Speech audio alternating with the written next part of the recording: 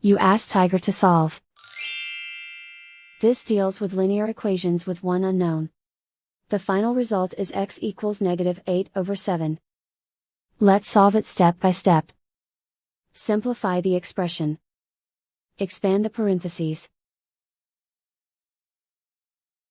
Multiply the coefficients. Simplify the arithmetic. Group like terms. Combine like terms. Group all x terms on the left side of the equation. Subtract 10x from both sides. Group like terms.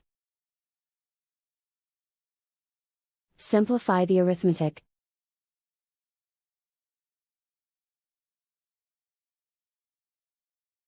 Group all constants on the right side of the equation. Add 16 to both sides. Simplify the arithmetic.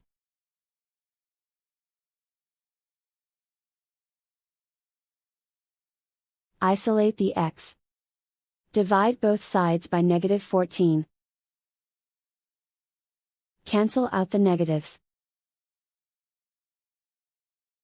Simplify the fraction.